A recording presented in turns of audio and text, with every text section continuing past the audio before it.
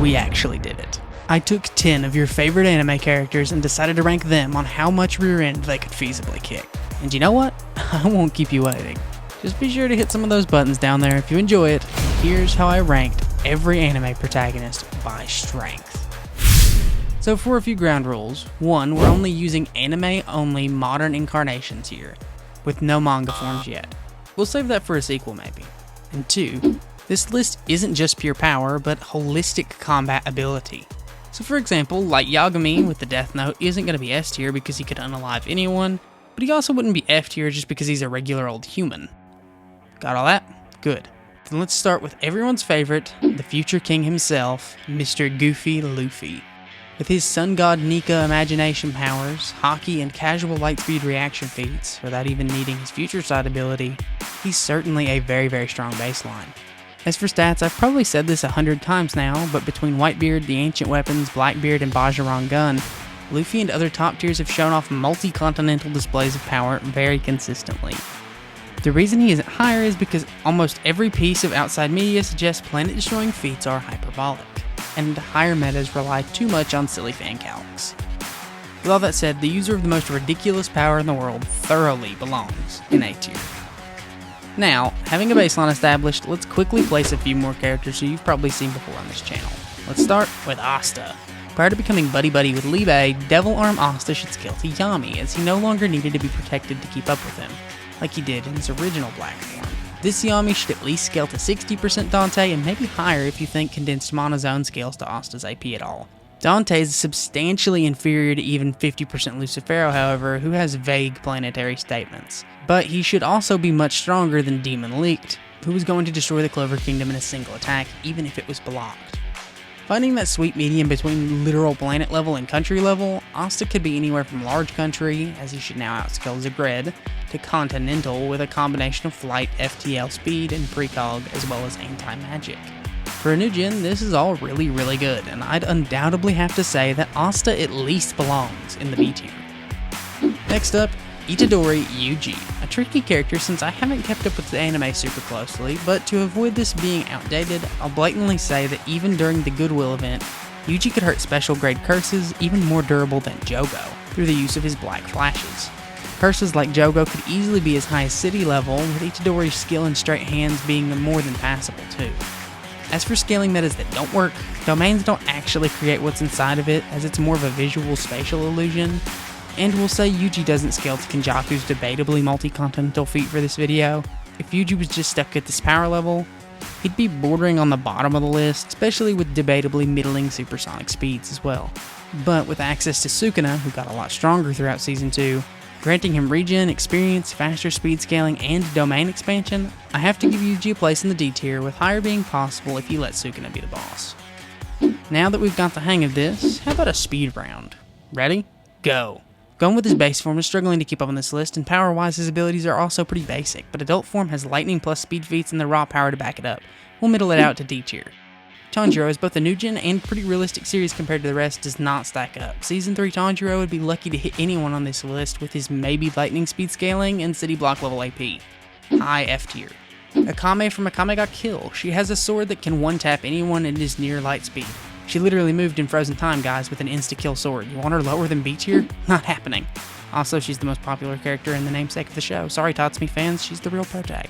And let's round out this speed round with Denji. By Season 1, he's pretty weak compared to these top tiers, with speed scaling that's okay as an explosion timer, and he's durable enough to survive hits from the Bat Devil with no damage, which at least puts him at large building up to city block, but he's not particularly skilled yet either, so I think I'm going to have to put him in F tier with Tanjiro, but he's on the cusp of a promotion. Now that we've covered plenty of characters though, let's start filling out the upper echelons of these tiers, and who better to kick us off than Naruto.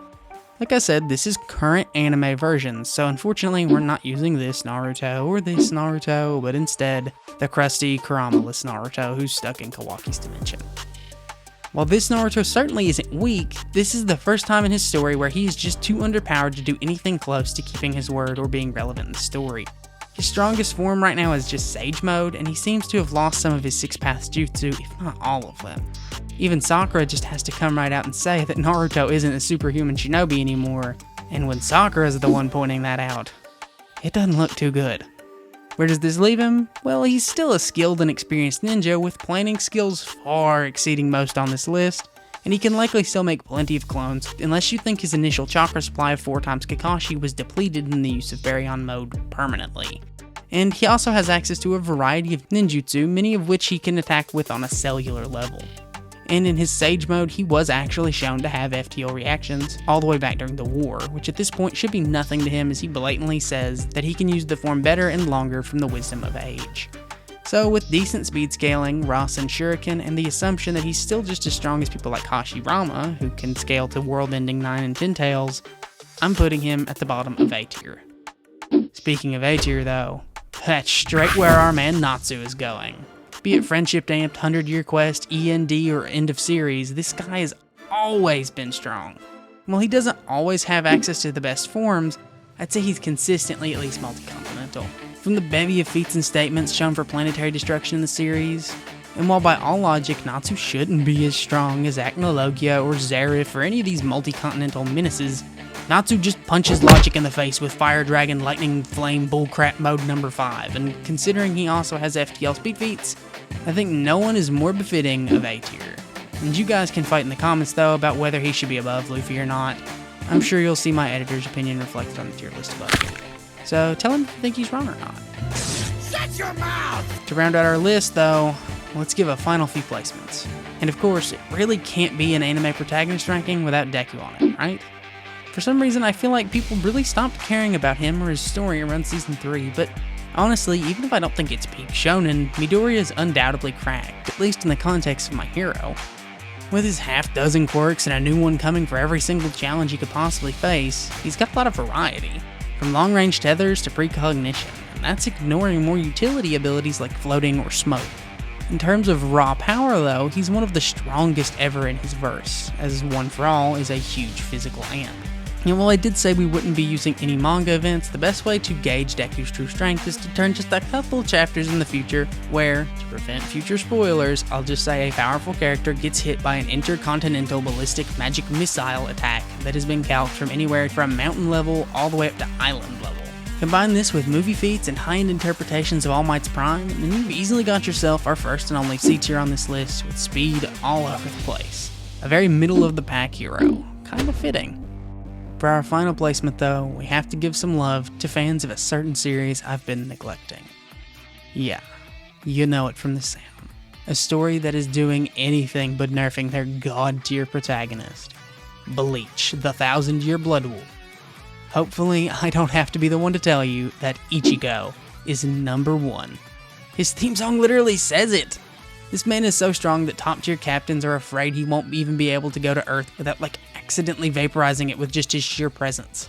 Combine this with scaling to Old Man Yama, who can destroy the Soul Society just by standing around with his Bankai out, or scaling way above his Vasto Lorde self, who has many multi-continental feats and statements and supplementary material, and you 100% have yourself a threat way more dangerous than the rest of this list. Even if entirely ignoring his Blute, new Bankai, Hollow Powers, etc. One Getsuga Juji show is probably all it would take to land him up here in S tier. Oh, and if you wanted Goku or Saitama or something, I don't know man, Z tier, editor, make it look cool, add an explosion or something. These two are just way too strong to compare to the rest of the list, be it raw potential or just current stats.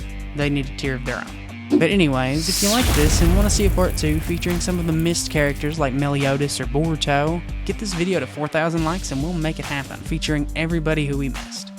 And while you're down there, let me know if there's a series or topic you'd like to see covered in the comments below. And that's all for today. Thanks, everyone.